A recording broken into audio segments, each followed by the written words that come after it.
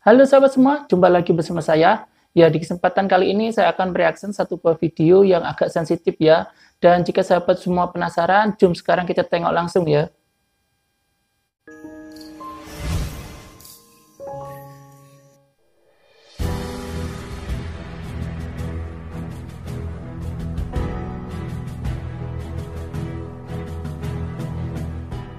Halo Indobat, sahabat Indolai.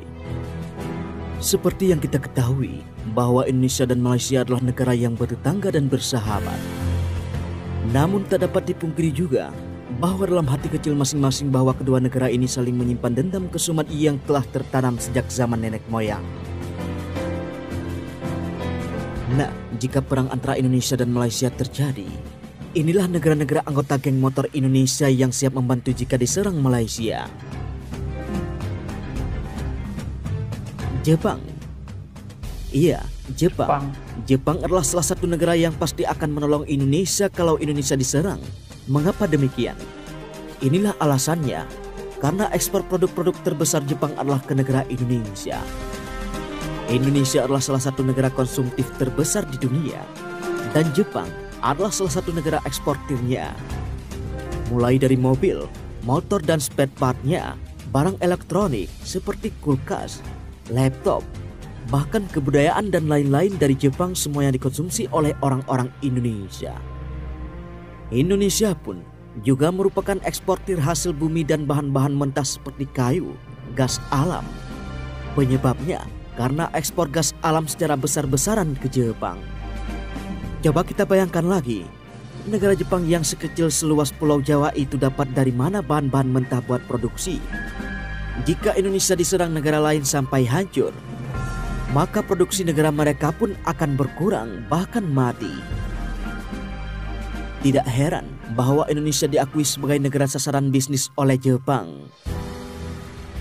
Dan konon, anak-anak di sekolah internasional di Jepang sana sudah fasih berbahasa Indonesia.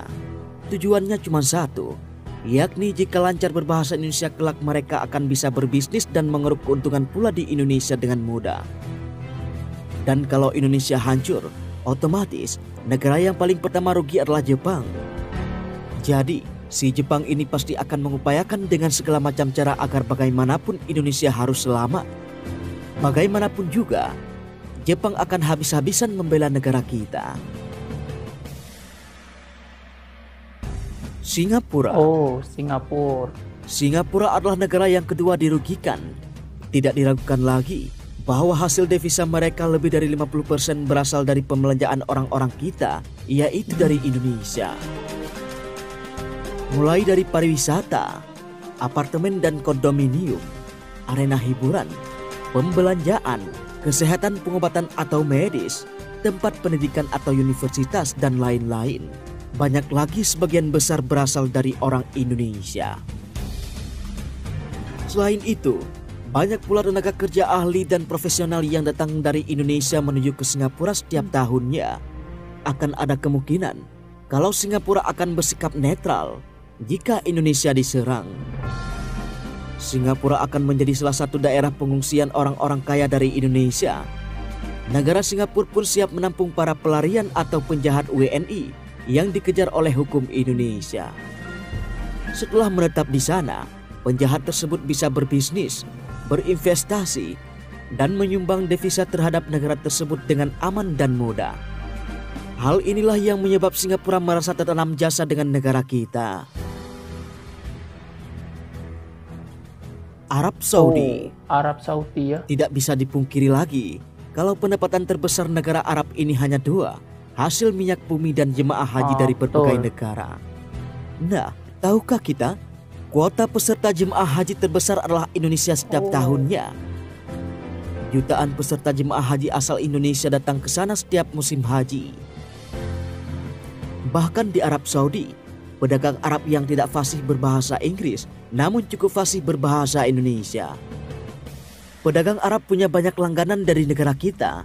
Biasanya setelah aktivitas ibadah haji sudah rampung, ketika akan balik ke tanah air, para jemaah tersebut berbelanja dulu buat oleh-oleh atau bekal buat sanak famili. Pedagang Arab itu juga mengakui Ada banyak jemaah haji, bahkan ada juga orang Indonesia yang buka lapak dagang. Bahkan sudah puluhan tahun menetap di sana, semata-mata berdagang saja. Selain jemaah haji, tentu saja Arab Saudi sebagai negara pengekspor minyak bumi ke negara lain, termasuk Indonesia, adalah juga salah satu konsumennya. Selain itu, banyak juga barang-barang dagangan lain yang diekspor ke Indonesia. Apalagi mendekati bulan Ramadan dan Lebaran, seperti kurma, kismis, kacang Arab, kain, sajadah, kerudung, dan lain-lain. Rusia. Anda mungkin sudah tahu kalau Rusia itu merupakan sekutu terdekat kita semenjak pasca Perang Dunia Kedua dan sejak zaman komunisme dulu. Hubungan negara kita dengan negara Putin ini sudah terjalin dengan baik sejak pemerintahan RI pertama Soekarno. Selain itu, untuk mempererat hubungan, diadakanlah kerjasama di bidang militer. Contohnya, lihat saja, sebagian besar perangkat alat perang kita berasal dari Rusia. Ada yang barang baru, ada pula yang second. Mulai dari senjata, tank, helikopter, pesawat jet atau Sukhoi. Kemudian ada banyak proyek-proyek Rusia yang dikembangkan di Indonesia. Misalnya, Biak Sport. Jadi, kalau Indonesia diserang, pasti Rusia akan datang dengan dua alibi. Yang pertama, mendemokan kecanggihan senjata mereka kepada musuh-musuh yang menyerang negara kita, terutama kepada Amerika, bahwa Rusia adalah kekuatan militer nomor 1 di dunia. Yang kedua, sekalian jual alat perang mereka ke negara kita, bisa cash ataupun kredit. Di urutan terakhir ada Cina. Kita sebut PRC atau Persatuan Republik Cina. PRC adalah sekutu terdekat kedua selain Rusia yang sudah terjalin sejak zaman komunisme. Walaupun terkadang ada banyak permasalahan pada zaman Orde Baru, namun perlahan-lahan hubungan ini membaik pada zaman reformasi. Barang-barang dari Cina telah masuk membludak di Indonesia. Bahkan sekarang hampir menggeser barang-barang buatan Jepang dan Eropa. Mulai dari alat elektronik seperti AC, TV, kulkas, handphone, dan lain-lain. Konsep pemikiran bisnis orang ini telah ikutan diekspor juga ke Indonesia. Jadi tentu saja Cina akan dirugikan kalau Indonesia hancur. Sebenarnya masih banyak lagi negara-negara yang menjadi anggota geng motor Indonesia. Bahkan ada yang meramalkan dengan dalih ilmu pengetahuan dan rasionalisme bahwa jika Indonesia perang dengan Malaysia, maka pecahlah Perang Dunia Ketiga.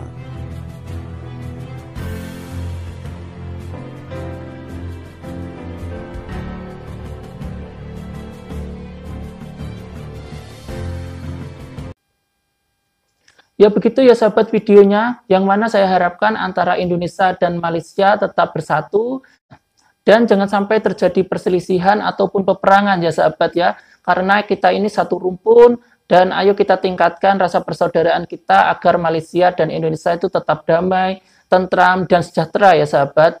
Dan bagaimana pendapat sahabat semua tentang video ini, sahabat boleh komen di bawah, dan sebelum saya akhiri saya ucapkan terima kasih.